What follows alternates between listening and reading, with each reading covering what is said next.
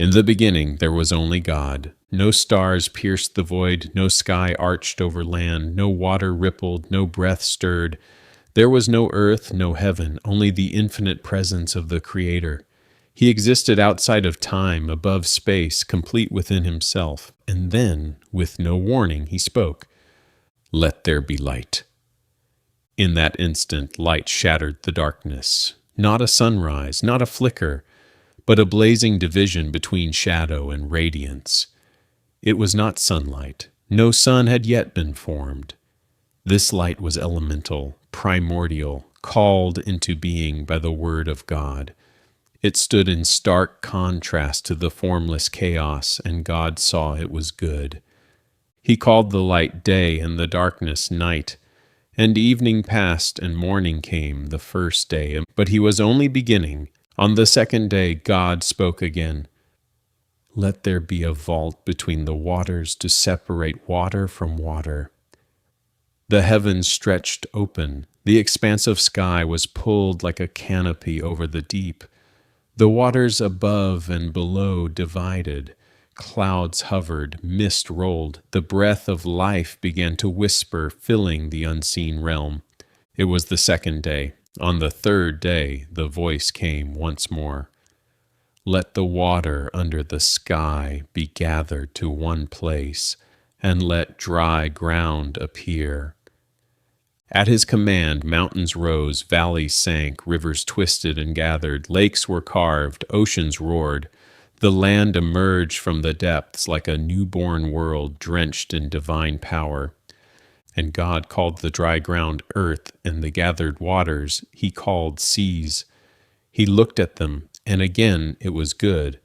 But he wasn't finished. God said, let the land produce vegetation." Instantly the world turned green. Trees unfurled their leaves, vines crawled across the soil, flowers erupted in color. Grasses swayed, crops budded, fruit swelled on branches. Every plant bore seeds of its own kind. Each seed carried the promise of generations to come. The earth, once barren, was now alive. Evening passed, morning came, the third day ended. On the fourth day, God lit the sky with purpose. "Let there be lights in the vault of the sky," he said, and in a single act the cosmos ignited. He created the sun to govern the day, a fierce blazing star, and the moon to govern the night, soft and pale, and then the stars, billions upon billions, scattered like diamonds across black velvet. These lights were more than decoration. They would mark sacred times, seasons, and years. Their movements would guide travelers, shape calendars, and whisper mysteries to generations that followed. Evening and morning marked the fourth day. On the fifth day, the seas stirred. "Let the water teem with living creatures," God said, and the oceans obeyed. Whales breached the surface, fish darted in schools, coral beds blossomed, jellyfish shimmered in the depths, dolphins leapt, sharks sliced through currents, then the skies came alive. "Let birds fly above the earth across the vault of the sky," and so they did. Eagles soared, owls glided, hummingbirds hovered, wings beat in 1,000 patterns. They filled the skies with color and song. God blessed them. "Be fruitful and increase in number. Fill the waters, fill the sky." The world was no longer silent. Evening passed and the fifth day closed. Now came the sixth, the crown of creation. God turned to the land. "Let the earth bring forth living creatures." At once the soil trembled and animals burst into being. Lions roared, camels groaned, antelope leapt, wolves howled, horses thundered across plains, insects crawled, snakes coiled, bears lumbered, goats climbed. Every animal according to its kind, from the colossal to the microscopic. Yet even then, something was missing. Creation was not yet complete. Then God said, "Let us make mankind in our image, in our likeness." No other creature had been shaped in such a way. God didn't simply speak man into existence. He formed him. With his own hands, God knelt into the soil and gathered dust. From the ground he shaped a man, bones, flesh, sinew, and then he leaned close and breathed into his nostrils the breath of life. That breath, the very breath of God, animated the man. He opened his eyes and became a living soul. God named him Adam, but God saw that Adam was alone, not lonely, alone. There was no other like him. So God caused a deep sleep to fall on the man, and while he slept, God took from his side, not his head, not his feet, a rib. From this he formed a woman. She was not a separate creation, but a companion, carved from Adam's own being. When Adam awoke, he saw her, and he knew her. This is now bone of my bones and flesh of my flesh, he said. They were naked, but they felt no shame. God blessed them both and gave them dominion over the earth. Be fruitful and multiply, fill the earth, rule over every living thing. Thus on the seventh day God rested. He looked over everything he had made, and it was very good. He blessed the seventh day and made it holy, not because he needed rest, but because he was setting a pattern, a rhythm of work and worship, of creation and peace. Now the camera shifts in closer. Genesis 2 tells the same story, but deeper, more intimate. God planted a garden in a place called Eden, a paradise of unimaginable beauty. Rivers flowed through it, dividing into 4 mighty streams. Gold lay in its hills, trees bore fruit in abundance. In the center of the garden stood 2 trees, the tree of life and the tree of the knowledge of good and evil. God placed Adam in the garden, not just to enjoy it, but to work it, to guard it, to cultivate purpose. And he gave him a single command: you may eat from every tree, but not from the tree of the knowledge of good and evil, for when you eat from it, you will surely die. There was freedom, there was work, there was intimacy, and then the tempter came. Chapter 3 unfolds in shadow. The serpent, clever, cold, and watching, approached the woman. Did God really say you must not eat from any tree in the garden? Eve answered, uncertain, we may eat from the trees, but not from the one in the middle. We must not touch it, or we will die. The serpent smiled. You will not surely die. God knows that when you eat of it, your eyes will be opened. You will be like him, knowing good and evil. The woman looked again. The fruit seemed even more desirable, beautiful, promising wisdom. She reached for it, took it, ate it, then gave it to Adam, who was with her, and he ate as well. And suddenly their eyes were opened, but they did not see power. They saw shame. They saw themselves naked, exposed. They stitched together fig leaves to cover their bodies, and when they heard the footsteps of God walking in the garden, they hid. But God called out, Where are you? Adam answered, I heard you. I was afraid, so I hid. Who told you that you were naked? God asked. Have you eaten from the tree I commanded you not to eat? Adam blamed Eve. Eve blamed the serpent, but judgment had already come. God cursed the serpent. You will crawl on your belly, dust will be your food, and I will put enmity between your seed and hers. He will crush your head, and you will strike his heel. To the woman, pain in childbirth, conflict in marriage. To the man, toil in labor, struggle with the ground, thorns, sweat, and eventual return to the dust.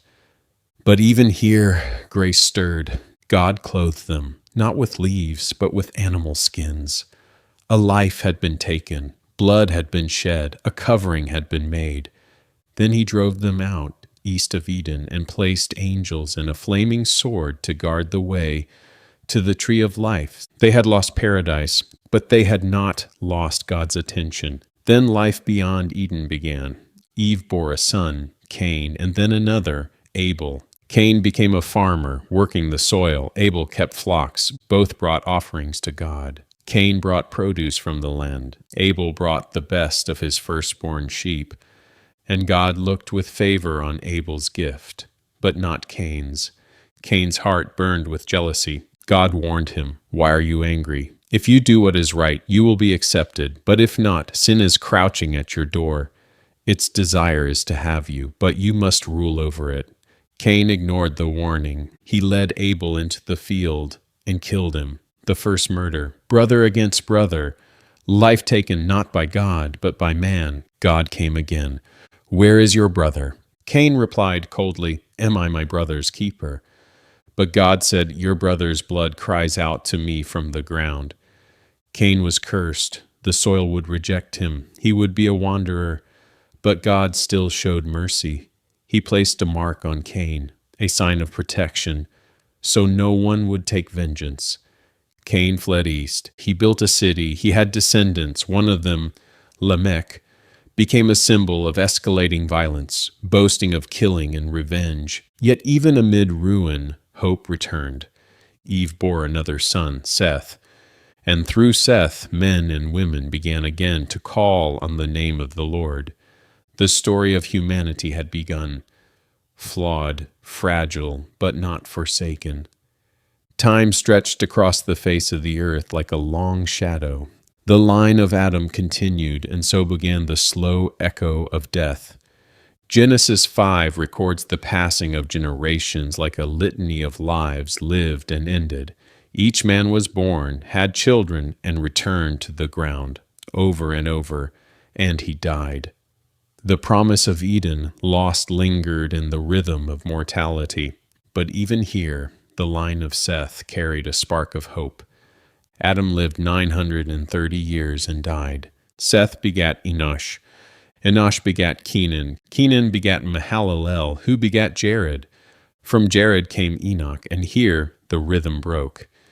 Enoch walked with God. He did not simply exist. He communed. He lived in step with the divine day after day in a world slipping deeper into darkness.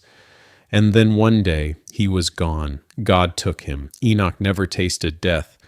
Hope, it seemed, was still possible.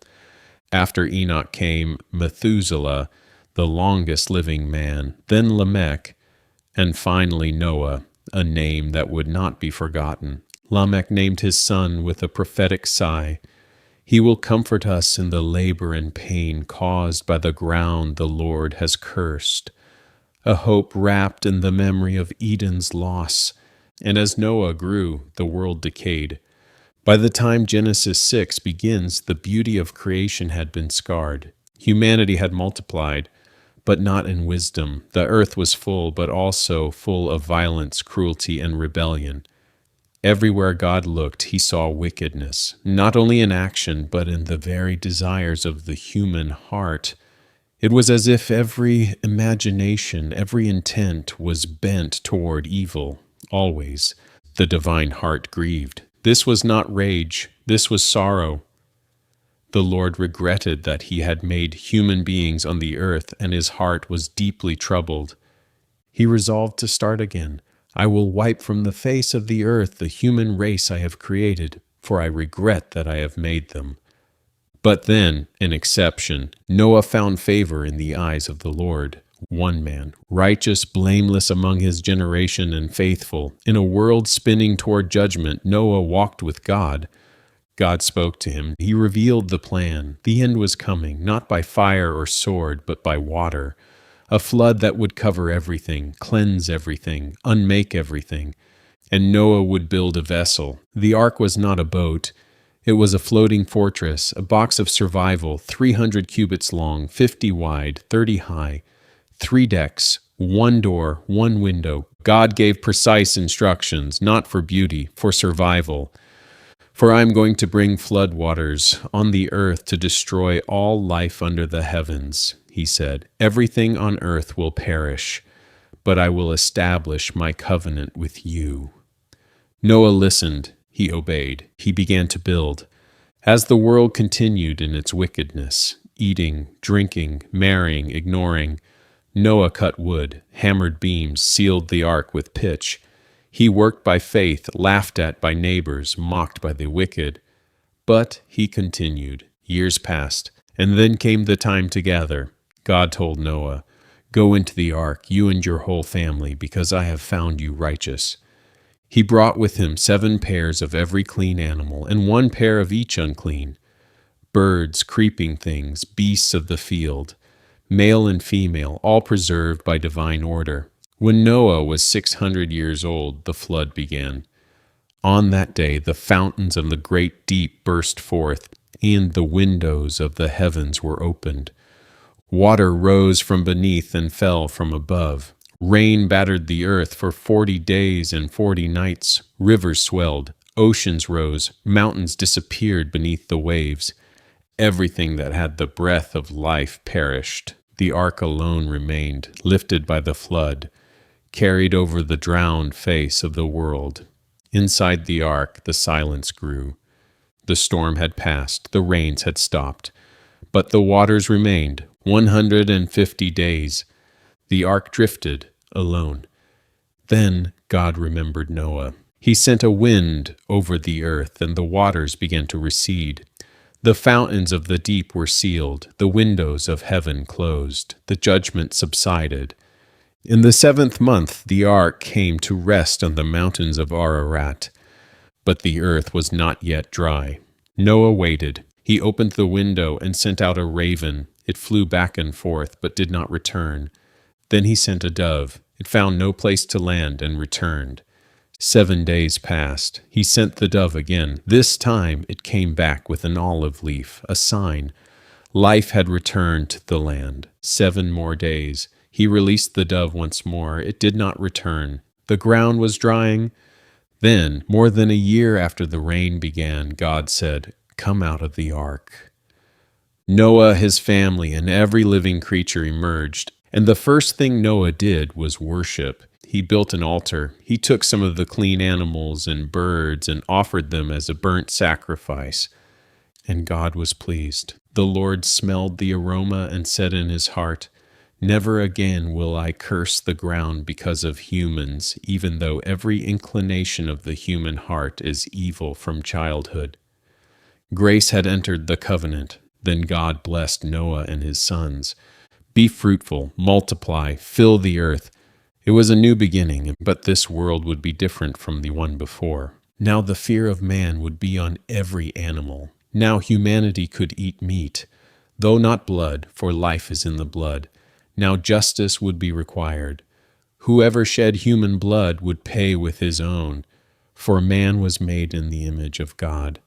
Then God made a covenant, not just with Noah, but with all life. Never again will all life be destroyed by the waters of a flood. Never again will there be a flood to destroy the earth. As a sign, he placed a rainbow in the sky. "I have set my bow in clouds," God said. "Whenever it appears, I will remember my covenant between me and the earth." It was not a weapon, it was a promise, a symbol stretched across the heavens, reminding heaven and earth alike that judgment would never again come like this. But even in this new world, the seeds of brokenness remained. Noah became a man of the soil.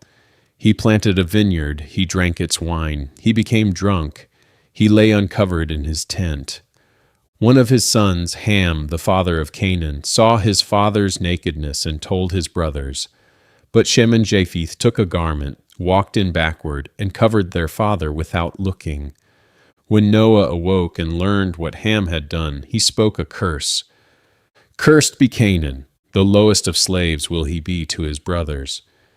And he blessed Shem and Japheth. The new world was still stained. Even after judgment, humanity remained human. Noah lived 350 years after the flood. He died at 950 years old. But the promise remained. The rainbow still stretched across the sky. God had judged the world, but he had also preserved it, through water, through wood, through one righteous man. The flood had wiped away the old, but not the plan. Redemption was still coming. The waters had receded, the ark had settled, a new chapter had begun. From Noah's sons, Shem, Ham, and Japheth, the peoples of the earth spread out, filling the lands, settling coasts, planting roots. Genesis 10 traces the long branches of their family tree, a list of names that would become cities, kingdoms, and civilizations. These names are more than history, they are identity. Japheth's descendants drifted north and west, their legacy reaching the coastlands and far isles. From them would come the Gentile nations, future empires scattered like grains of sand along the sea. Ham's line built power in the south, Egypt, Cush, Canaan. Out of Cush came Nimrod, a mighty hunter before the Lord, the first man to forge dominion by force. He founded great cities, Babel, Erech, Akkad, and later Nineveh. He was not just a builder, he was the architect of ambition. His kingdom stretched like shadow, proud and defiant. Shem's line held the promise. From Shem came Arphaxad. From Arphaxad came Shelah, then Eber, the forefather of the Hebrews. This bloodline would carry the voice of covenant, and from Eber came Peleg, during whose days the earth was divided, and the lines of ancestry narrowed toward one man, waiting beyond the horizon. But before the call of destiny came the rebellion of pride, the tower and the judgment of heaven. In the land of Shinar, a plain unrolled beneath a unified people. They spoke one language, one voice, one thought, and with that unity they began to build, not a nation of worship, but a monument to themselves. They said, "Come, let us build a city with a tower that reaches to the heavens. Let us make a name for ourselves, lest we be scattered over the face of the whole earth." It was not merely a building, it was defiance. The tower they envisioned was a staircase to God, a challenge carved in stone, a refusal to scatter, a desire to ascend by their own hands.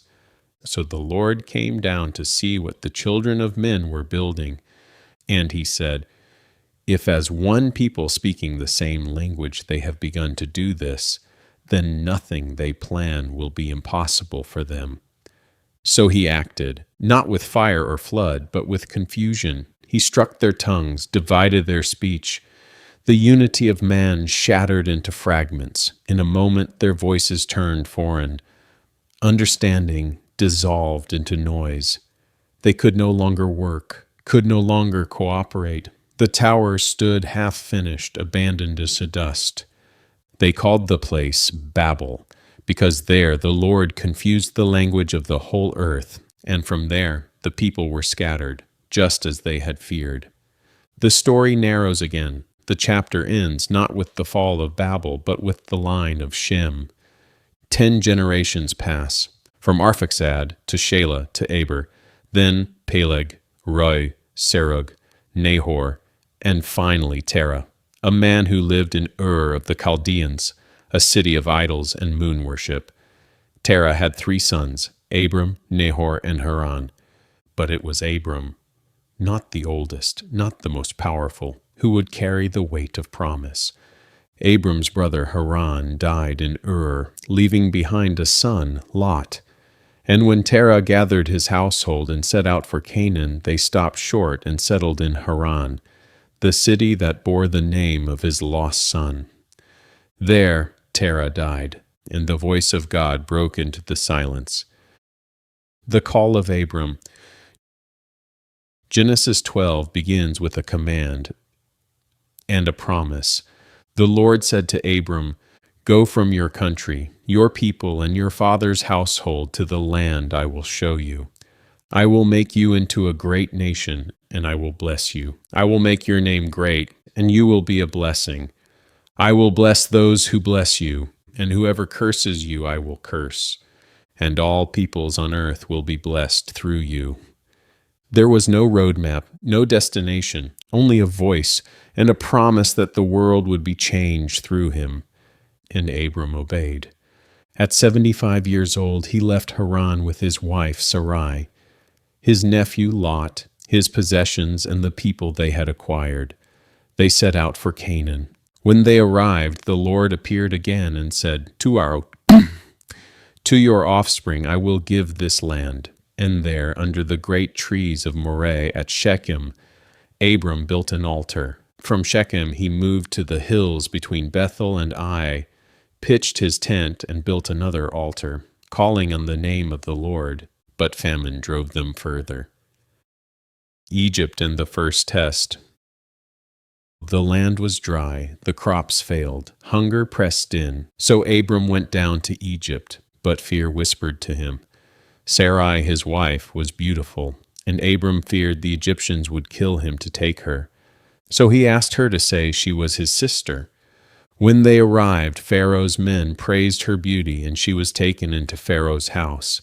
Abram was treated well. He received sheep, cattle, servants, and camels. But God intervened. Plagues fell on Pharaoh and his household, and Pharaoh discovered the truth. He summoned Abram and said, "What have you done to me? Why didn't you tell me she was your wife?" He returned Sarai, sent them away, banished with wealth and shame. Even in failure, God preserved his promise. The separation of Abram and Lot. Back in Canaan, Abram returned to Bethel, to the altar he had built, and called on God once more. But with him was Lot. Both men had grown wealthy, their flocks multiplied, their herds grew large. But the land could not support them both. Their herdsmen quarreled. Peace could not last. So Abram spoke with humility. "Let's not have quarreling between us. Is not the whole land before you? If you go left, I'll go right. If you go right, I'll go left." Lot looked and saw the plain of the Jordan, well watered like the garden of the Lord, like Egypt. He chose it. He pitched his tents near Sodom, a city known for wickedness. Abram remained in Canaan, and God spoke again. "Lift up your eyes. All the land that you see I will give to you and your offspring forever. I will make your descendants like the dust of the earth." Abram moved to Hebron, settled among the oaks of Mamre, and built another altar. Worship followed promise. The War of Kings and Abram's rescue. In Genesis 14, war erupted. 4 kings from the east rose up against 5 kings in the valley near Sodom. For 12 years, the cities of the plain had served Kedorlaomer, king of Elam. In the 13th year, they rebelled. Kedorlaomer and his allies marched through the land, crushing every tribe and city in their path. They defeated the rebels, and they took Lot captive. Word reached Abram. Without hesitation, he gathered 318 trained men from his household and pursued the invaders. Under the cover of night, he attacked. A small band against a great army, and he won. He rescued Lot, recovered the goods, and returned the captives. As Abram returned, 2 kings came to meet him. One was Bera, king of Sodom, who offered him riches. The other was Melchizedek, king of Salem, a priest of God Most High. He brought bread and wine. He blessed Abram. "Blessed be Abram by God, Most High, creator of heaven and earth. And praise be to God Most High, who delivered your enemies into your hand." Abram gave him 1/10 of everything. And when the king of Sodom offered wealth, Abram refused. "I have raised my hand to the Lord, God Most High. I will accept nothing from you." He would not owe his fortune to man. The covenant begins. Later, God came to Abram in a vision. "Do not be afraid, Abram. I am your shield, your very great reward." But Abram said, "Sovereign Lord, what can you give me, since I remain childless?" God took him outside and said, "Look up at the sky. Count the stars, if you can. So shall your offspring be." And Abram believed, and it was credited to him as righteousness. Then God reaffirmed his promise. "I am the Lord who brought you out of Ur to give you this land." Abram asked, "How can I know?" So God made a covenant. He told Abram to bring a heifer, a goat, a ram, each 3 years old, along with a dove and a young pigeon. Abram cut them in half, arranged the pieces, and waited. As the sun set, a deep sleep fell on him. Darkness came, and God revealed a vision. "Know this, your descendants will be strangers in a land not their own. They will be enslaved 400 years, but I will punish the nation they serve, and afterward they will come out with great possessions." When the sun had set and darkness had fallen, a smoking firepot and a blazing torch passed between the pieces. God sealed the covenant with fire and presence. To your descendants I give this land. From the river of Egypt to the great Euphrates, years had passed since God first spoke to Abram. He had left his homeland, wandered through famine, faced war, built altars, and received promises, but still no child. Sarai remained barren. The stars had been counted, the dust of the earth promised, but no son had come. The silence of the womb echoed louder than the voice of heaven. So Sarai acted. She said to Abram, "The Lord has kept me from having children. Go, sleep with my maidservant. Perhaps I can build a family through her." Her name was Hagar, an Egyptian, young, silent, owned, and Abram agreed. Hagar conceived. But once pregnant, her position shifted. She no longer saw Sarai as her mistress. She looked down on her. Resentment blossomed. Bitterness passed between woman and woman. Sarai lashed out in jealousy and fear. Abram, passive and weary, told her, "Do with her whatever you think best." Sarai mistreated Hagar until she fled into the wilderness. There, alone by a spring in the desert, the angel of the Lord found her. He said, "Hagar, servant of Sarai, where have you come from, and where are you going?" "I'm running away," she replied. But the angel told her to return and submit, not as punishment, but because heaven saw her. "You are now pregnant and will give birth to a son. You shall name him Ishmael. God hears. For the Lord has heard of your misery. He will be a wild donkey of a man, living in hostility toward all his brothers." And Hagar gave God a name. "You are the God who sees me." She returned and bore Abram a son. Abram was 86 years old when Ishmael was born. 13 years passed. The boy grew, but God's promise still remained unfulfilled. Then, at 99 years old, Abram heard the voice again. "I am God Almighty. Walk before me and be blameless. I will confirm my covenant between me and you and will greatly increase your numbers." Abram fell face down, and God said, "This is my covenant with you. You will be the father of many nations. No longer will you be called Abram. Your name will be Abraham, for I have made you a father of many nations." And Sarai, her name would become Sarah. God said he would bless her and give Abraham a son through her.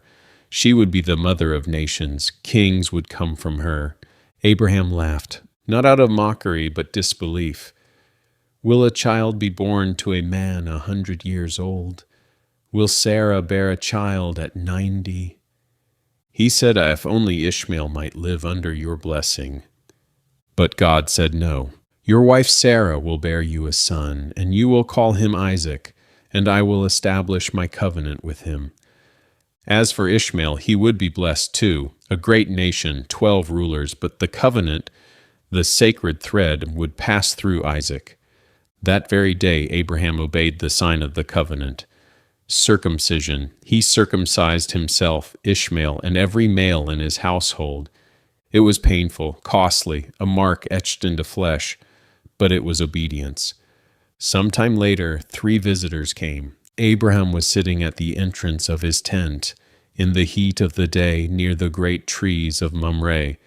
He looked up and saw 3 men standing nearby. He ran to meet them, bowed low, and welcomed them with water, bread, and rest.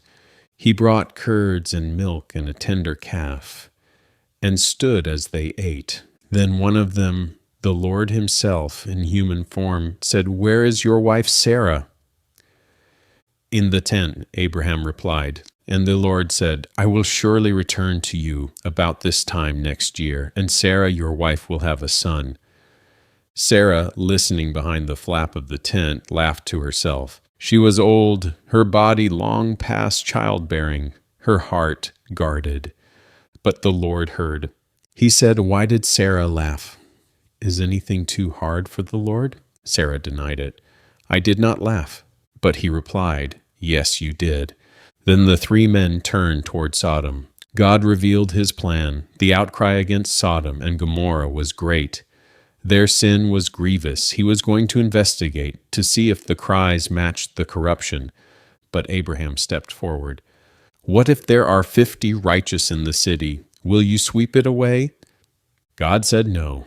He would spare the whole city for 50. And Abraham pressed on. What about 45, 40, 30, 20? What about 10? And God said, for the sake of 10, I will not destroy it. Then the Lord departed. That night 2 angels entered Sodom. Lot, sitting at the gate, welcomed them. He bowed and urged them to stay in his home. At first they declined, but he insisted. He made a meal. They reclined. But before they lay down to sleep, the men of the city, young and old, surrounded the house. They demanded the visitors be brought out, that they might violate them. Lot stepped out and shut the door behind him. Don't do this wicked thing, he begged, but they pressed harder. The angels pulled Lot inside and struck the men outside with blindness. Then they said, do you have anyone else here? Sons-in-law, sons or daughters, get them out, for we are going to destroy this place. Lot warned his sons-in-law, but they thought he was joking. Morning came. The angels urged Lot, his wife, and his 2 daughters to flee, but he hesitated, so they grabbed their hands and led them out. Flee for your lives, don't look back. As they ran, fire and sulfur rained from the sky. Sodom and Gomorrah were consumed. The smoke rose like a furnace, but Lot's wife looked back, and she became a pillar of salt. Abraham watched from the hills. He saw the smoke rising, thick and black. The ruins of a city judged, but God remembered Abraham and spared Lot. Time passed. Abraham journeyed south and lived in Gerar. There he repeated an old fear. He told the king, Abimelech, that Sarah was his sister. Again Sarah was taken. Again God intervened. In a dream he warned Abimelech, you are as good as dead because of this woman you have taken. She is married. Abimelech pleaded innocence. God spared him. When the king returned Sarah, he rebuked Abraham. Abraham admitted his fear, but God still blessed. Sarah's womb, closed for decades, opened, and the promise was born. Isaac. Laughter echoed through the tents.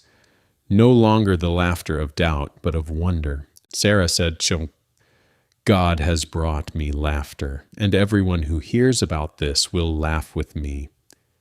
The boy grew, but tension returned. One day, Sarah saw Ishmael, now a teenager, mocking Isaac. She demanded that Hagar and Ishmael be sent away. Abraham was distressed. This was his son, but God said, do not be distressed. Listen to Sarah. It is through Isaac that your offspring will be reckoned. But I will make Ishmael into a nation also, because he is your son. So early the next morning, Abraham gave Hagar food and water and sent her into the wilderness. The water ran out. Hagar placed her son under a bush and walked away, unable to watch him die. She wept, but God heard the boy crying, and the angel of God called to Hagar, what is the matter? Do not be afraid. God has heard. Lift the boy up. She looked up and saw a well. God was with Ishmael. He grew up in the desert and became an archer. Hagar found him a wife from Egypt. His story would continue, but the covenant remained with Isaac. Then came the greatest test. Genesis 22 opens with a command that shakes the soul. Take your son, your only son, whom you love, Isaac, and go to the region of Moriah. Sacrifice him there as a burnt offering on a mountain I will show you. No explanation, no promise of reversal, just obedience. Early the next morning, Abraham saddled his donkey. He split wood. He took 2 servants and Isaac. 3 days they traveled. On the 3rd day, he saw the mountain. He told the servants, stay here. We will worship, and we will come back. Isaac carried the wood. Abraham carried fire and knife. As they walked, Isaac spoke, Father, the fire and the wood are here, but where is the lamb? Abraham replied, God himself will provide the lamb. At the top he built an altar. He arranged the wood. He bound his son. He laid him on the altar. He reached for the knife. Then a voice from heaven, "Abraham, Abraham, here I am. Do not lay a hand on the boy. Now I know that you fear God." Abraham looked up and saw a ram caught in the thicket. He sacrificed it instead, and he named that place Yahweh Yireh. The Lord will provide. Then the angel of the Lord spoke again. "I swear by myself, declares the Lord, that because you have done this, I will surely bless you, and through your offspring all nations on earth will be blessed, because you have obeyed me." Abraham and Isaac returned together. The test had passed. The covenant was sealed. The story of redemption would move forward, one obedient step at a time. Sarah was 127 years old when she died. She had walked beside Abraham through deserts and altars, through waiting and laughter, through failure and faith. Her life had spanned kingdoms and promises. She had birthed a nation in one child. And now, in Kiriath Arba, that is, Hebron, she breathed her last.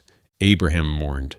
The man who had stood boldly before kings, who had wrestled with angels and sacrificed his son in obedience, now wept at the side of a grave.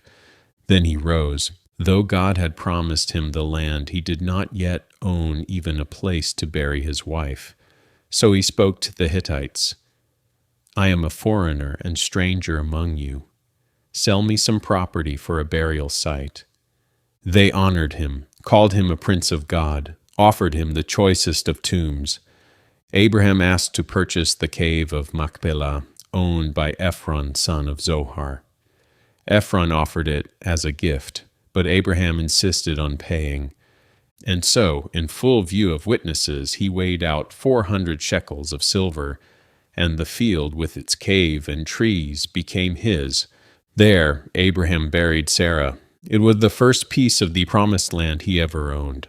A tomb, a waiting place for resurrection. Time passed, but the promise had not ended with Abraham and Sarah.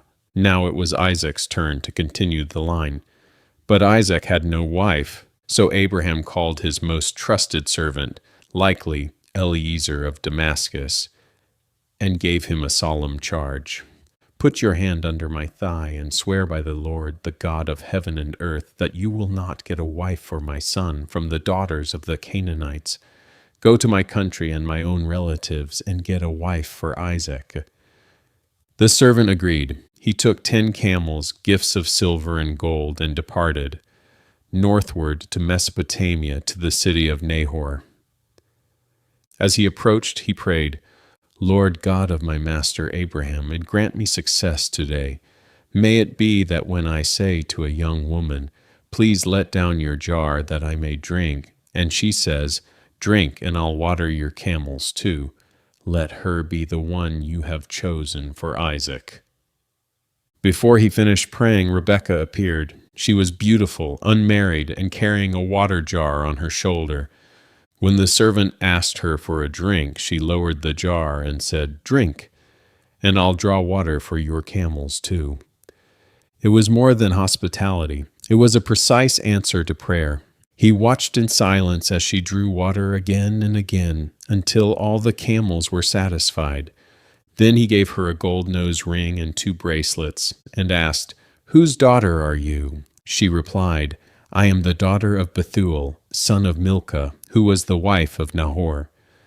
The servant bowed and worshipped. The girl ran home to tell her family. Her brother Laban came out, saw the jewelry, and welcomed the stranger. The servant entered the house, refused to eat until he spoke his purpose, and told the entire story, and from Abraham's command to the answered prayer at the well. Then he asked, "Now if you will show kindness and faithfulness to my master, tell me." Bethuel and Laban answered, "This is from the Lord. Rebekah is yours." The next morning they asked if Rebekah might stay a few more days, but the servant said, "Do not delay."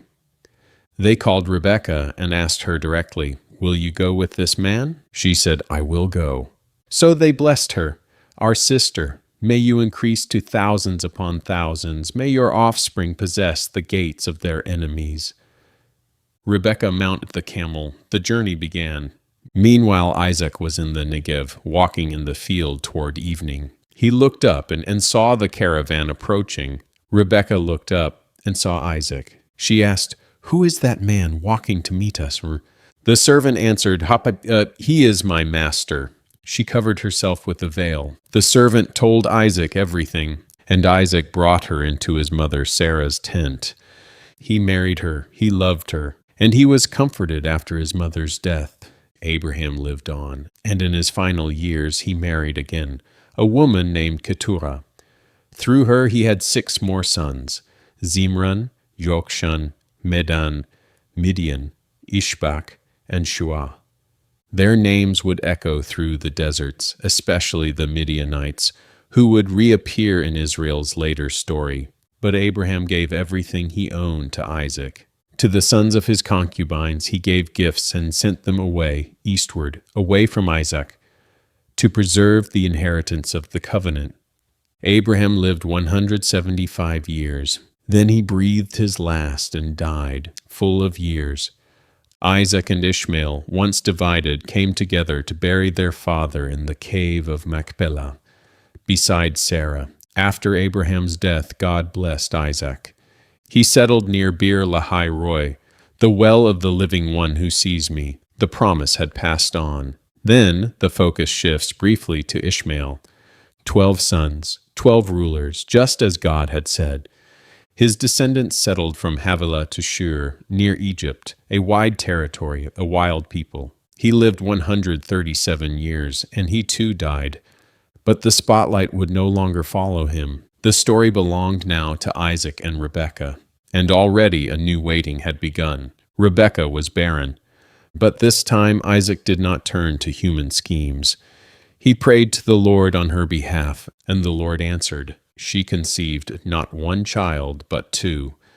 And even within her womb, they struggled. She asked God why, and he said, 2 nations are in your womb. One will be stronger than the other, and the older will serve the younger.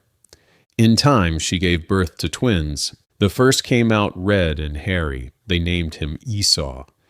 The second came out grasping his brother's heel. They named him Jacob.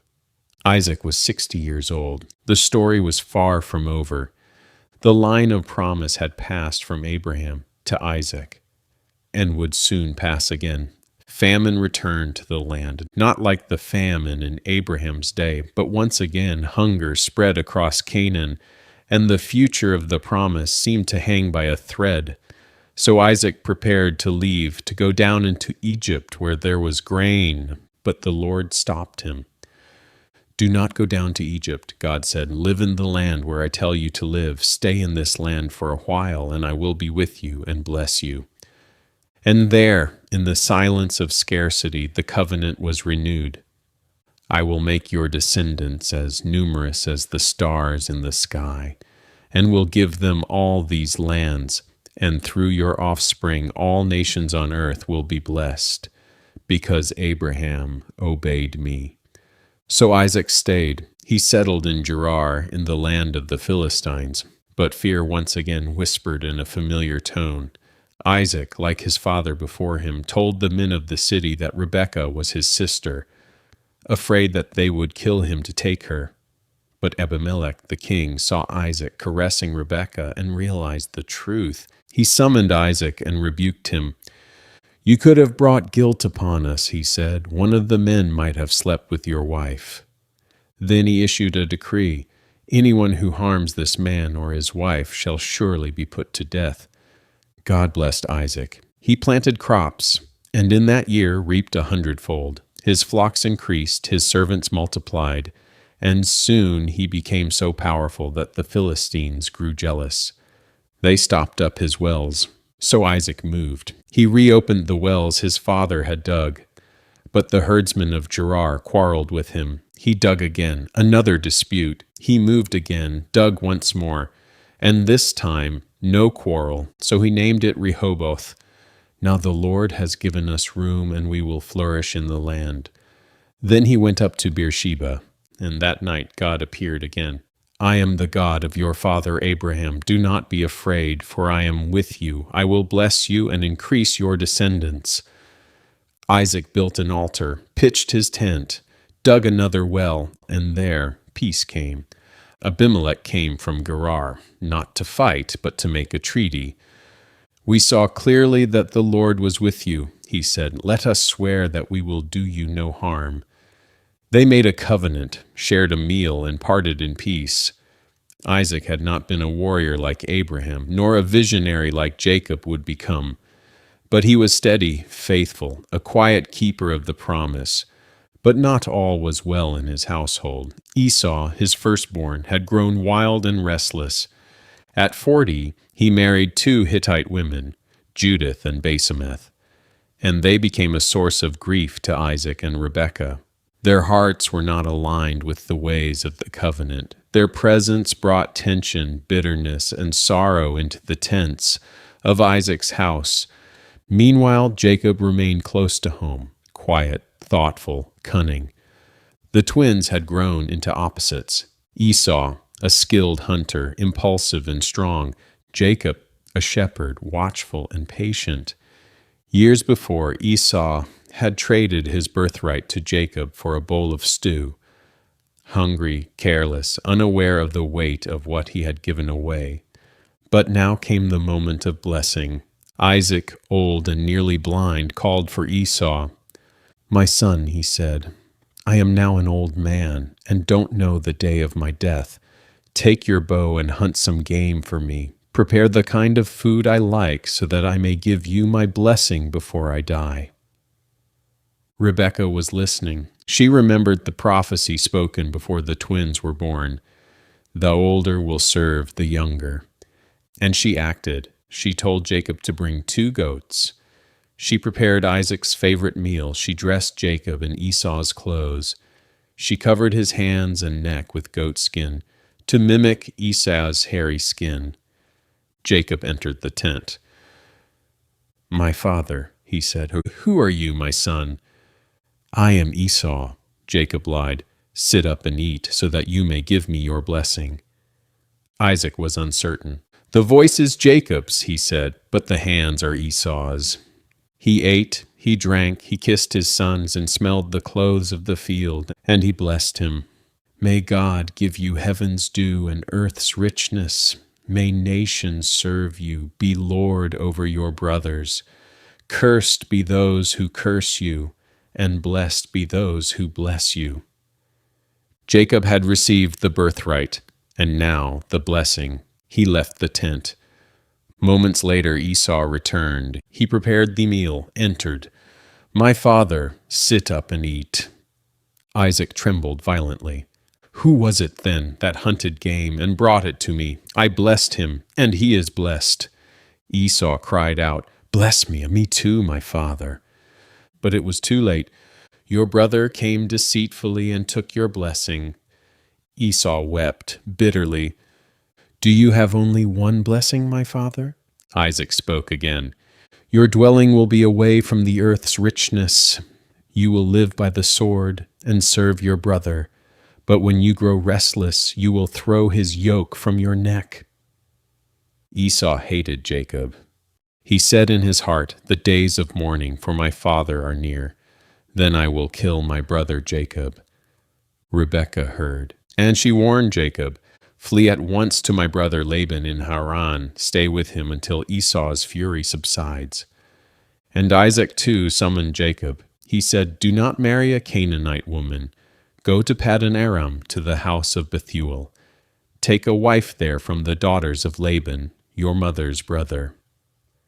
And he blessed him once more. "May God Almighty bless you, and give you the blessing given to Abraham, so that you may take possession of the land." Jacob departed. He left Beersheba and set out for Haran. One night, exhausted from travel, he stopped to rest. He found a stone and laid his head upon it, and he dreamed. He saw a staircase resting on earth, reaching into heaven. Angels were ascending and descending, and at the top stood the Lord. He said, "I am the Lord. the God of your father Abraham and the God of Isaac. I will give you and your descendants the land on which you are lying. Your descendants will be like the dust of the earth. All peoples on earth will be blessed through you and your offspring. I am with you. I will watch over you wherever you go. I will not leave you until I have done what I promised." Jacob awoke in awe. "Surely the Lord is in this place, and I was not aware of it." He was afraid and said, "How awesome is this place! This is none other than the house of God. This is the gate of heaven." He took the stone he had used as a pillow and set it upright. He poured oil on it, anointing it, and he named the place Bethel, house of God. Then Jacob made a vow. "If God will be with me, give me food and clothing, and bring me safely to my father's house, then the Lord will be my God." And of all that he received, he promised to give a tenth back. The journey had begun. Jacob was alone in exile, fleeing from his brother, and yet surrounded by angels, unworthy yet chosen, on the run yet carried by a dream from heaven. The covenant had passed again, not by bloodline only, but by divine election. The God of Abraham, the God of Isaac, would now be the God of Jacob. Jacob continued his journey. The land behind him held danger. The land ahead held promise. He was alone, no inheritance, no army, no possessions, yet marked by the God of Abraham, Isaac, and now Jacob. At last he reached the land of the eastern peoples. In the distance he saw a well in a field, with 3 flocks of sheep lying nearby. A large stone covered the mouth of the well, too heavy to be moved by one man. It was custom to wait until all the flocks had gathered before rolling the stone away. Jacob asked the shepherds, "Do you know Laban, son of Nahor?" They replied, "We do. And look, here comes his daughter Rachel with the sheep." When Jacob saw her, the shepherdess, walking with confidence, radiant in the morning sun, the daughter of his mother's brother, something stirred deep in him. Without hesitation, he approached the well, rolled away the stone by himself, and watered her flock. Then he kissed her and wept aloud. He told her who he was, her cousin, the son of Rebekah. She ran home to tell her father. Laban rushed to meet him, embraced him, and brought him into his household. Jacob had found family, safety, a place to belong. A month passed. Then Laban said, "Just because you're my relative, should you work for me for nothing? Tell me your wages." Jacob had already made his choice. "I will work for you 7 years in return for your younger daughter, Rachel." Laban agreed. And for Jacob, those 7 years flew by like days, for he loved her. But on the wedding night, under the cover of darkness and veils, Laban deceived him. In the morning, it was Leah. Jacob confronted him. "What is this you have done? I served you for Rachel, didn't I? Why have you deceived me?" Laban replied, "It is not our custom to give the younger daughter in marriage before the older. Finish this bridal week, and then I will give you Rachel also, in return for 7 more years of work." So Jacob agreed. He completed the week with Leah, then married Rachel, and began another 7 years of labor. But the household was already divided. Jacob loved Rachel more than Leah, and the Lord saw Leah was unloved. So God opened her womb. She gave birth to a son and named him Reuben. "See, a son," for she said, "Surely my husband will love me now." Then came Simeon. "The Lord heard I was not loved." Then Levi. "Now at last my husband will become attached to me." Then Judah. "This time I will praise the Lord." 4 sons, yet still no love from Jacob. Meanwhile Rachel remained barren. Jealousy consumed her. She said to Jacob, "Give me children, or I'll die." Jacob replied in anger, "Am I in the place of God, who has kept you from having children?" Rachel acted, as Sarah once had. She gave Jacob her maidservant Bilhah. Bilhah bore Dan, then Naphtali. Rachel declared, "I have had a great struggle with my sister, and I have won." Leah, seeing this, gave her own maidservant Zilpah to Jacob.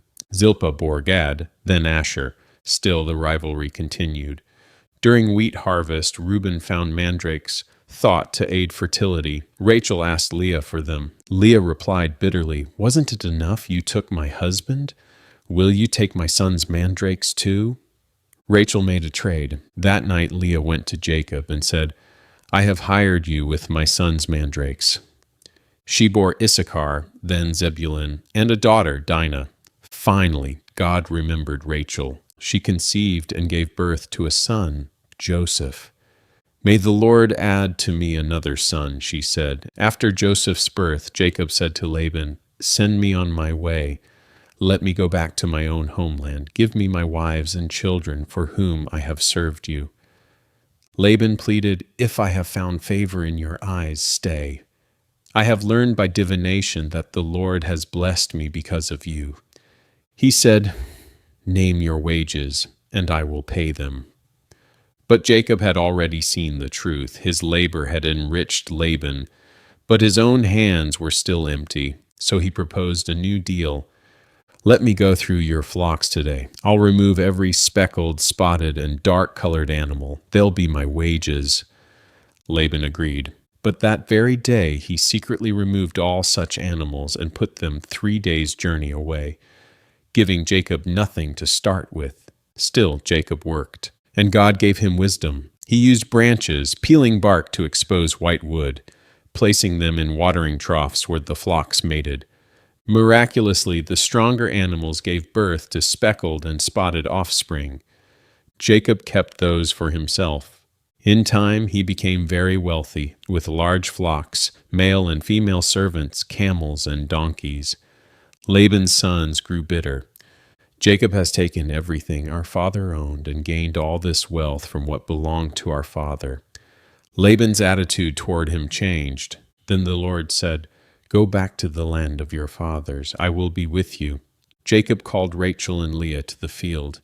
He laid out the truth, how Laban had cheated him 10 times, how God had protected him, and how the dream of the flock had revealed divine guidance.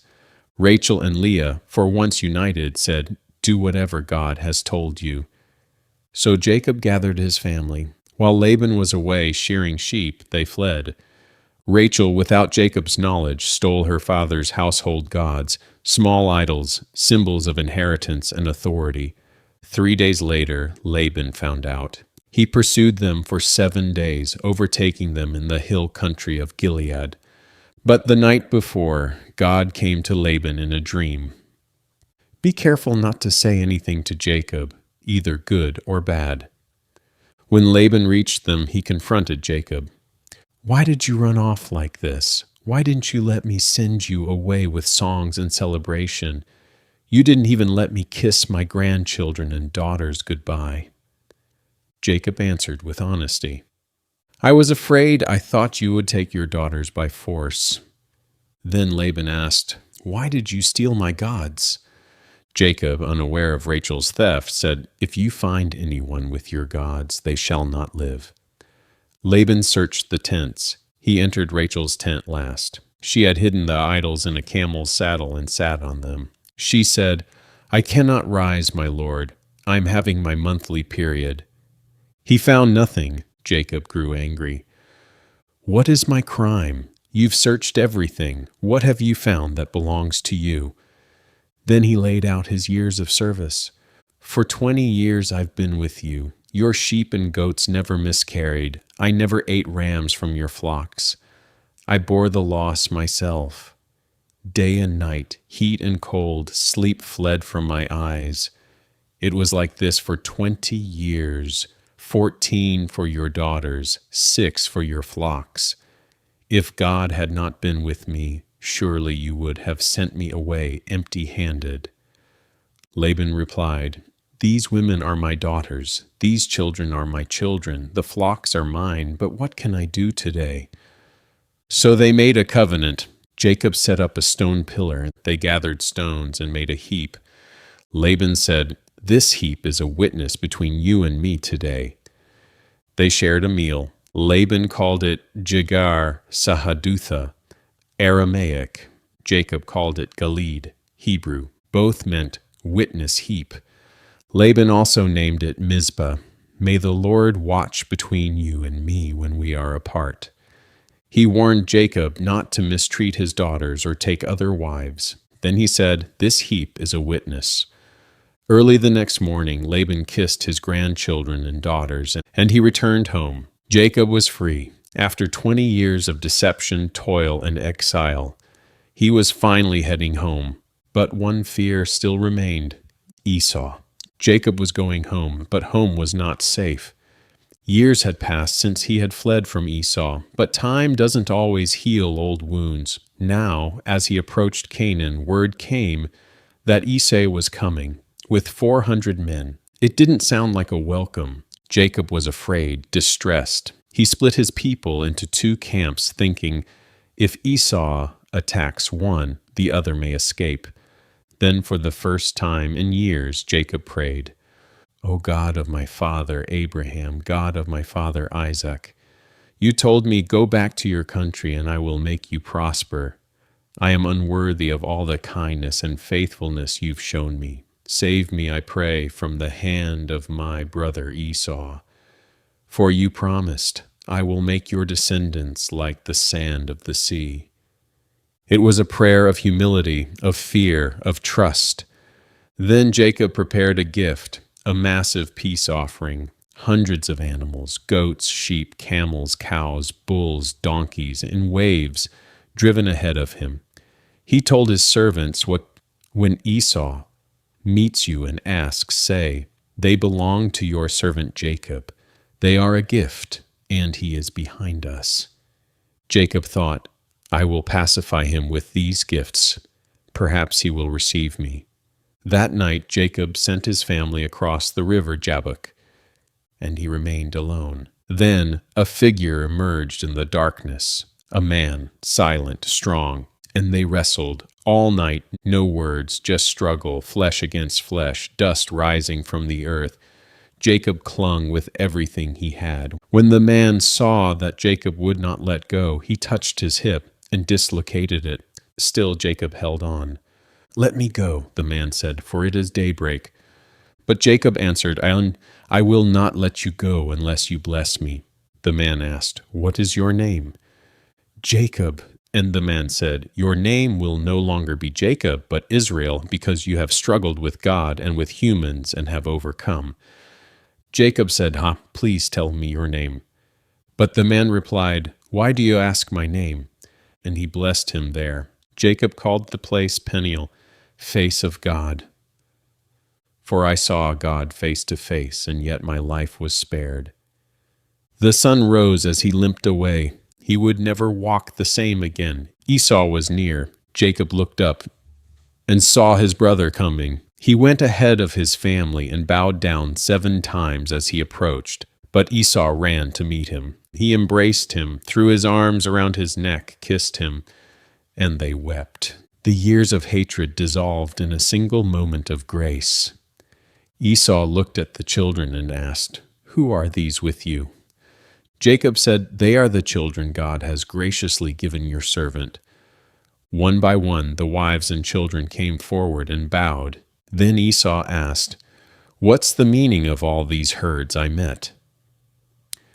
"To find favor in your eyes, my lord," Jacob replied. Esau said, "I have plenty, my brother. Keep what you have." But Jacob insisted, "If I have found favor in your eyes, accept this gift. Seeing your face is like seeing the face of God." Esau accepted. Then Esau offered to travel together, but Jacob declined. He had children, nursing animals. The pace would be too fast. So Esau returned to Seir, and Jacob journeyed to Succoth, then later to Shechem in the land of Canaan. There he bought a piece of land and pitched his tents. He built an altar and called it El Elohe Israel, God, the God of Israel. But peace would not last. Dinah, Leah's daughter, went out to visit the women of the land. Shechem, son of Hamor, the Hivite, the ruler of that area, saw her. He took her, he raped her. Then he tried to win her affection and asked his father to arrange a marriage. When Jacob heard what had happened, he held his peace until his sons returned. They were furious, deeply offended by the violation of their sister. Hamor and Shechem came to negotiate. They offered generous terms. They wanted an alliance, intermarriage, shared land. But Jacob's sons, Simeon and Levi, spoke deceitfully. They said, We cannot give our sister to a man who is uncircumcised. But if every male among you is circumcised, we will become one people with you. Hamor agreed. Shechem agreed. They convinced their entire city to comply. 3 days later, while the men were still in pain, Simeon and Levi entered the city and slaughtered every male. They took Dinah from Shechem's house and left. Then the rest of Jacob's sons looted the city, seizing livestock, women, children, everything. When Jacob heard, he was horrified. You have brought trouble on me, he said. The Canaanites and Perizzites will turn against me. We are few, and they will destroy us. But the brothers replied, Should he have treated our sister like a prostitute? Justice? Vengeance? Atrocity? There was no clear answer, only blood and the weight of violence. Then God spoke, Go up to Bethel and settle there. Build an altar to the God who appeared to you when you fled from your brother Esau. Jacob obeyed, but first he called his family to purity.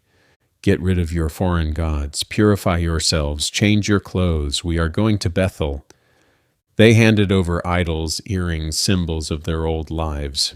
Jacob buried them under the oak near Shechem, and the terror of God fell on the surrounding towns, so no one pursued them.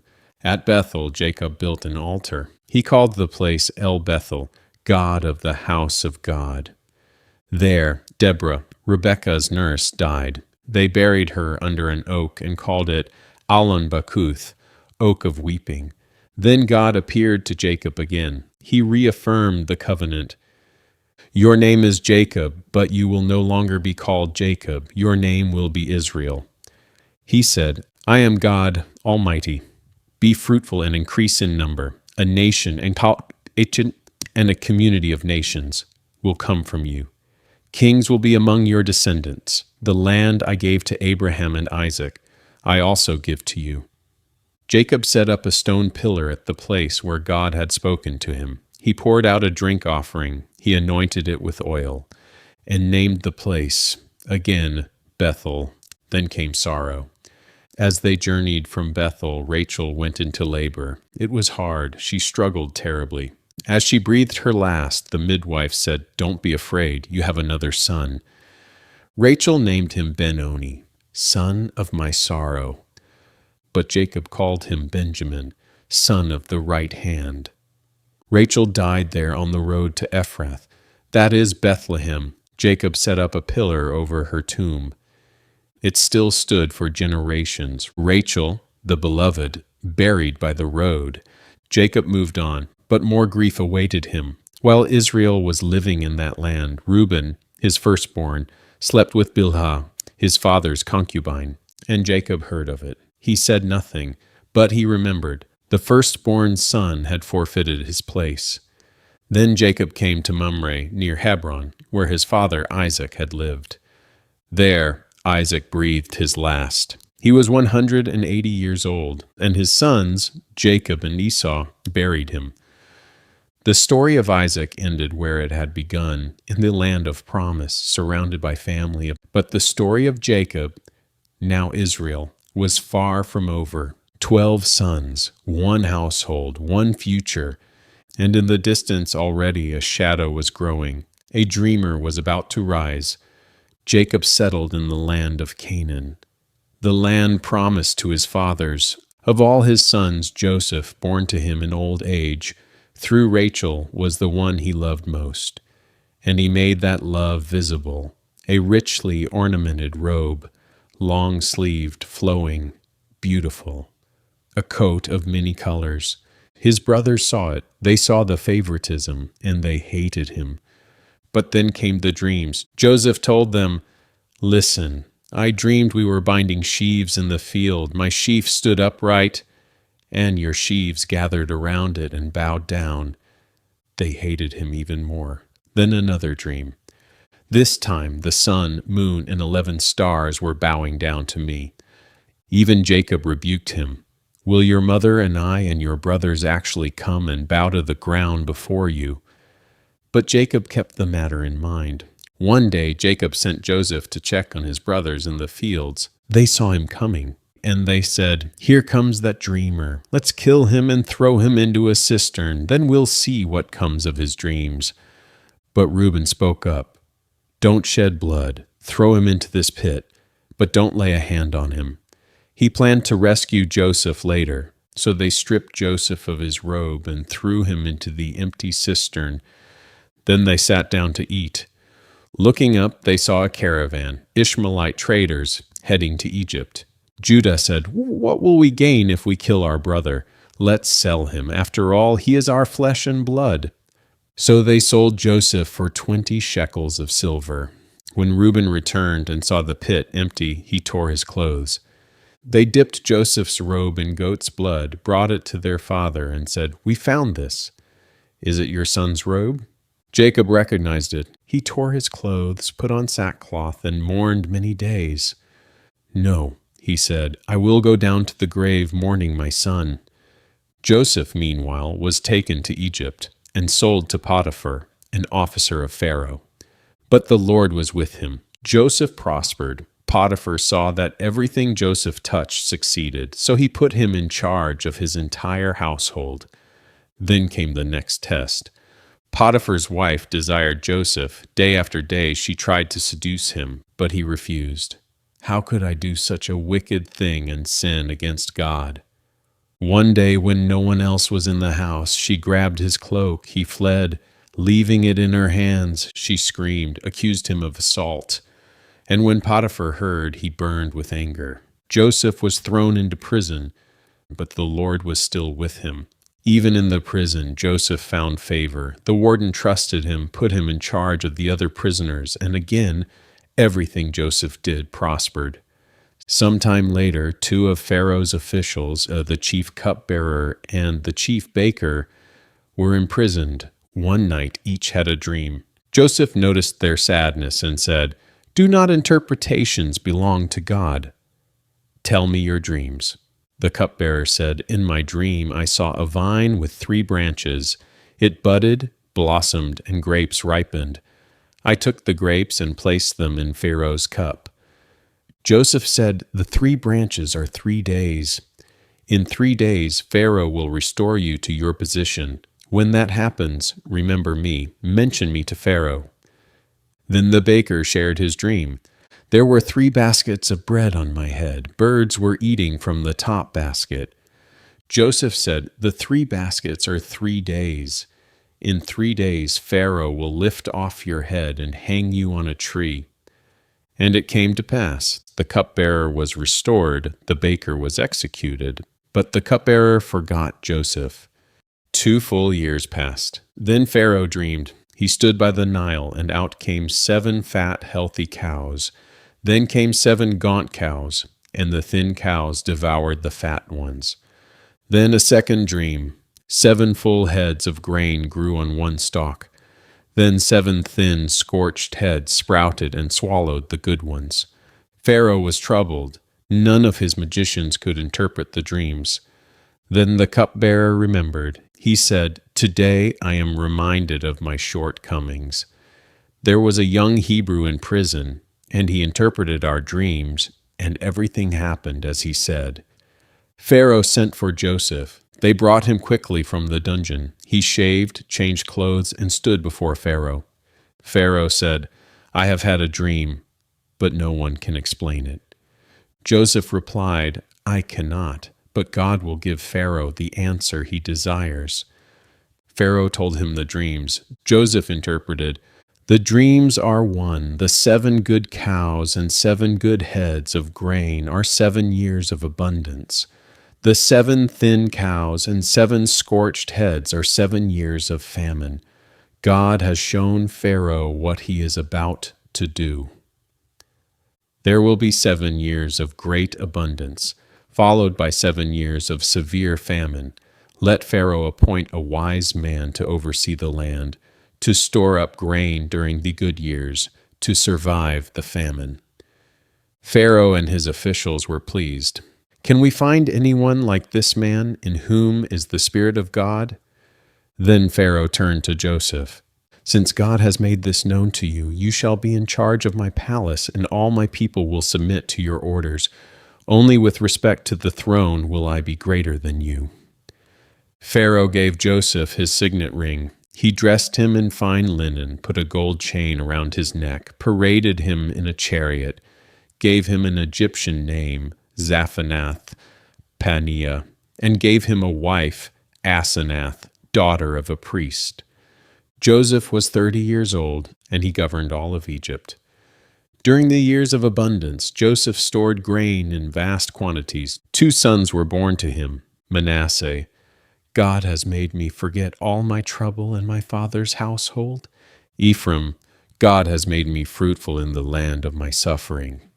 Then came the famine, and the world began to hunger. From every land people came to Egypt, and soon Jacob's sons would come too, not knowing that the brother they had betrayed now sat on the throne.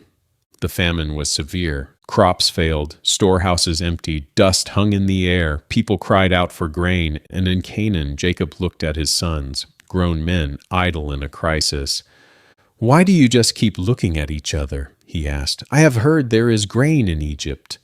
Go down there and buy some, so that we may live and not die." 10 brothers went, but Jacob would not send Benjamin, the youngest. "I am afraid that harm might come to him." So they journeyed to Egypt, the very place their brother Joseph had disappeared to more than 20 years before. They entered the court of the governor and bowed low to the ground before him. They did not recognize him, but Joseph recognized them immediately. He saw the faces that had once mocked him, stripped him, sold him. He remembered the dreams, and now they bowed. But Joseph did not reveal himself, not yet. He spoke harshly. "Where do you come from?" "From Canaan," they replied, "to buy food."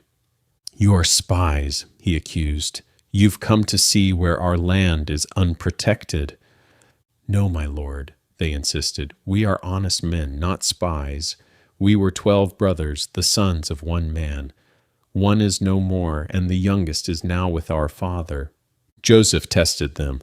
"Very well," he said. "Let one of you go and bring your youngest brother. The rest will stay in prison." He put them in custody for 3 days. Then he changed the terms. "Do this and live, for I fear God. Leave one of your brothers here and take grain for your starving households. But bring your youngest brother back to me, so that your words may be verified." They agreed, but among themselves guilt stirred. They said to one another, "Surely we are being punished because of our brother. We saw his distress, but we would not listen." Reuben said, "Did I not tell you not to sin against the boy? But you would not listen." They did not know Joseph could understand them. He was speaking through an interpreter. And when he heard their words, he turned away and wept.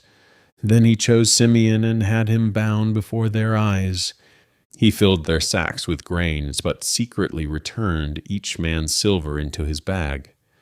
When they returned to Canaan, they told Jacob everything, and when they opened their sacks, there was the silver. Their hearts sank.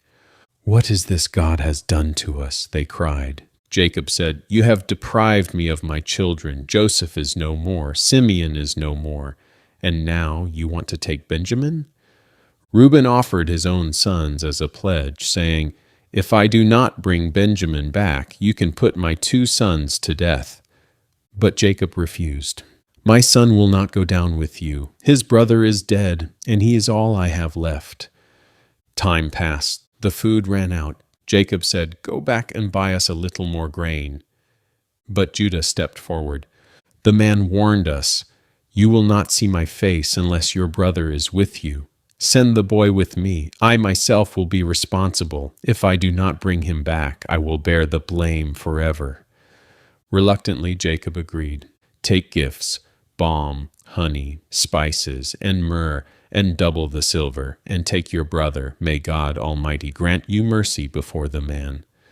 So they went, this time with Benjamin. When Joseph saw Benjamin with them, he said to his steward, "Take these men to my house, prepare a meal, they will dine with me at noon." The brothers were afraid. They thought they were being brought in because of the silver, that they would be seized and made slaves. But the steward greeted them kindly.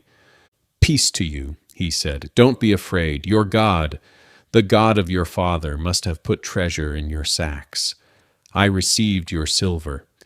Then he brought out Simeon. They were given water, their feet were washed, their donkeys fed. When Joseph came home, they bowed before him again and presented their gifts. He asked about their welfare. "Is your father well, the old man you spoke of? Is he alive?" "He's alive and well," they said. Then Joseph looked at Benjamin, his full brother, and his heart swelled. "Is this your youngest brother?" he asked. Then he said, "God be gracious to you, my son." And he hurried out, overwhelmed by emotion. He entered his private room and wept. Then he washed his face, composed himself, and returned. They were seated, sahordoi, in the exact order of their birth. The brothers looked at one another in astonishment. Benjamin's portion was 5 times larger than the others, and they drank freely with Joseph. But the test was not over. Joseph ordered his steward, "Fill the men's sacks with food, put each man's silver back in his sack. Then, in the youngest one's bag, place my silver cup." At dawn, the brothers set out, but they hadn't gone far when Joseph's steward overtook them. "Why have you repaid good with evil?" he asked. "Why have you stolen my master's silver cup?" The brothers protested. "Why would we do such a thing? If any of us is found with the cup, he will die, and the rest of us will become your slaves." The steward said, "Whoever has the cup will become my slave. The rest of you may go free." They quickly lowered their sacks. The cup was found in Benjamin's. They tore their clothes in grief. All of them returned to the city. They threw themselves before Joseph. "What is this you have done?" he asked. Judah stepped forward. "What can we say? God has uncovered our guilt. We are now your slaves." Joseph replied, "Far be it from me. Only the one who was found with the cup will become my slave. The rest may go in peace." Then Judah made his plea. He recounted the entire story, their father's grief, the lost brother, the aging man's love for Benjamin. "If the boy is not with us, our father will die of sorrow," Judah said. "Let me stay in his place. Let the boy return with his brothers. For how can I go back to my father if the boy is not with me? Do not let me see the misery that would come upon my father." Then Joseph could no longer control himself. He cried out, "Have everyone leave me!" Only his brothers remained, and he wept so loudly that the Egyptians heard him, and the news reached Pharaoh's palace. Then Joseph said to his brothers, "I am Joseph. Is my father still alive?" But they were speechless, terrified in his presence. "Come closer," he said. "I am your brother Joseph, the one you sold into Egypt. But do not be distressed or angry with yourselves. It was to save lives that God sent me ahead of you. For 2 years now there has been famine, and 5 more will follow. But God sent me ahead of you to preserve a remnant and to save your lives by a great deliverance. So then it was not you who sent me here, but God." He told them to hurry back and bring Jacob. Pharaoh would give them the best of Egypt. Then he threw his arms around Benjamin and wept, and Benjamin embraced him. He kissed all his brothers and wept over them, and they talked with him. For the first time in decades, they were no longer strangers. Jacob could not believe what his sons were saying. "Joseph is alive," they told him. "He is ruler over all the land of Egypt." His heart stood still. The truth felt too impossible. But when he saw the wagons Joseph had sent, when he saw the bounty, the grain, and the gifts, then his spirit revived. "It is enough," Jacob said, "My son Joseph is still alive. I will go and see him before I die." So the journey began. Jacob set out with all he had and reached Beersheba, the southern border of the land promised to Abraham and Isaac. There he made sacrifices to the God of his father, and that night God spoke. "Jacob, Jacob."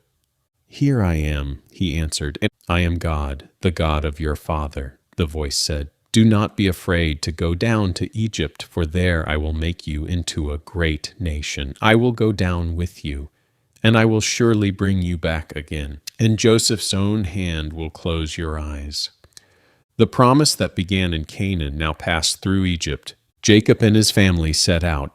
Sons, daughters, grandsons, servants, a caravan of generations, 70 people in all, not counting the large company of dependents who traveled with them. These were the children of Israel, born through the 12 sons of Jacob. From Reuben, his firstborn, came 4 sons. From Simeon, 6. Levi had 3. Judah had 5 sons, including Perez and Zerah, the sons born to him through Tamar.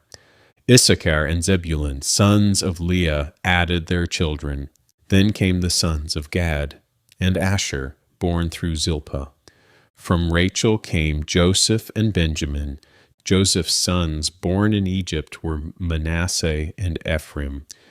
And Benjamin's children were many. Finally, the sons of Dan and Naphtali, born through Bilhah. Altogether, the house of Israel moved into Egypt, not a tribe, but a family, a seed, a promise in motion. As they approached Egypt, Jacob sent Judah ahead to get directions to Goshen, the fertile eastern region of the Nile Delta. And then, after decades of separation, father and son met again. Joseph prepared his chariot and rode to meet Jacob in Goshen. When he saw his father, he threw his arms around him and wept for a long time.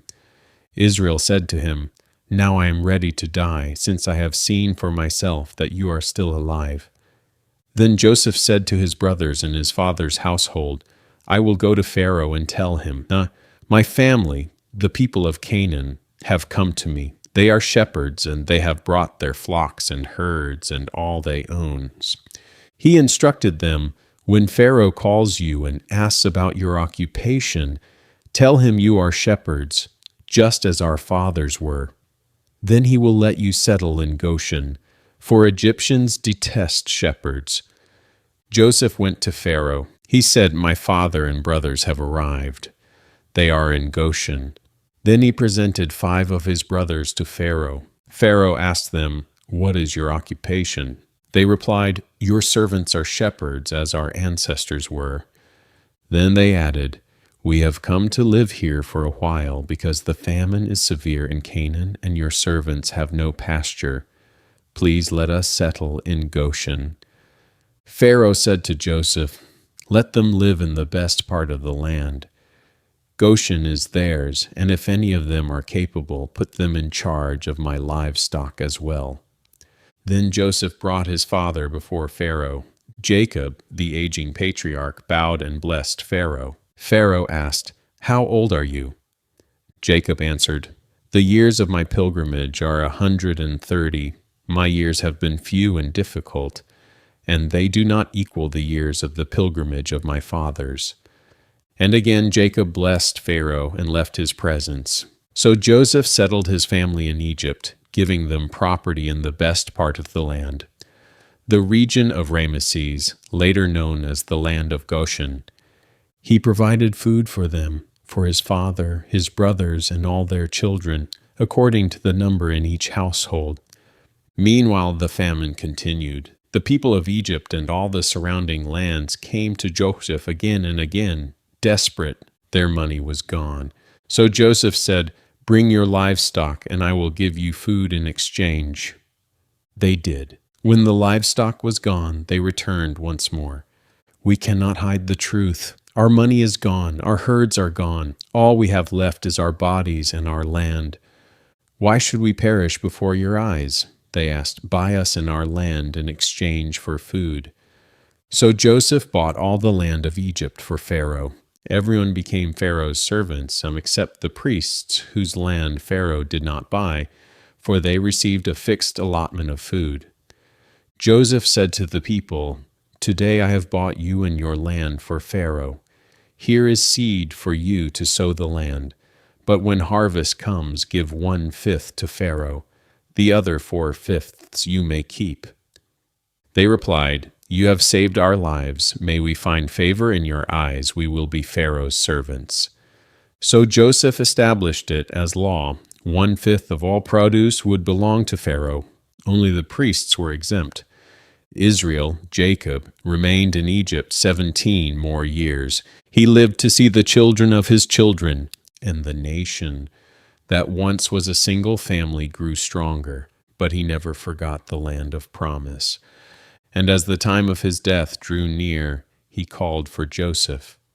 "If I have found favor in your eyes, put your hand under my thigh and promise me this.